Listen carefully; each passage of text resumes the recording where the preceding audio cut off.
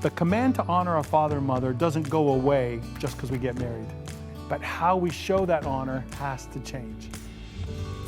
If you got the same marriage advice from Moses, the Apostle Paul, and Jesus, would you listen to it? Probably. So we're talking about a verse in the Bible that says, "A man shall leave his father and mother and be joined to his wife, and they shall become one flesh." It's found in Genesis, in 2 of the Gospels, and in Ephesians. And it's repeated because it's important, but it's also difficult. Leaving parents, starting a new home together has apparently been a challenge since Moses' day. But we know from our work with young couples today, it's still an issue that causes a lot of turbulence. Here's some things to think about when we try to navigate this. First, the command to honor our father and mother doesn't go away just because we get married, but how we show that honor has to change. You see, when we marry, we make a commitment to a new number one in our lives. We need to embrace that, and so do our parents.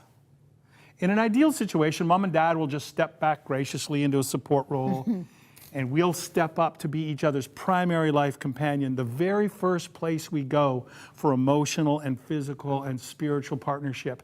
But you know, old habits die hard, both for us and for parents.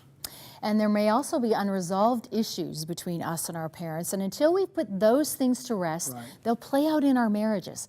So 2 things we have to get to if we want freedom in our marriages and freedom in our adult relationships with our parents. 2 things. First one is give thanks for how our parents have blessed us. And secondly, offer forgiveness for the ways they have hurt us. And truth be told, no parents were so good or so bad that they haven't done some of both. Now, it might be that we need some help with this. It's hard to do, so we can get some third-party help from mentors, pastors, counselors, but we absolutely know this to be true. The more we're able to do this, the more completely we will be able to give ourselves to our spouse, and the more fully we'll experience the oneness that Moses, Paul, and Jesus promised. I have a couple things to suggest if you're finding it really hard to come to peace with your parents, and sometimes it's difficult. First of all, remember, you don't know their story. We don't know our parents' history or the hurts that they lived with, the unresolved issues maybe that their parents passed on to them. They may have gotten played out in our home, but we don't know where they came from. So thinking this way doesn't make things right, but it will give us more compassion.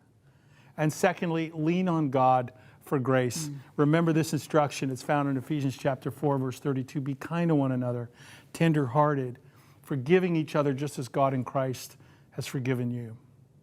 Now, this is a really big issue, and it's sometimes a difficult one, but we want you to know this. No couple will be able to enter fully and freely and completely into their marriage relationship if they have unresolved issues or inappropriate ties to their parents.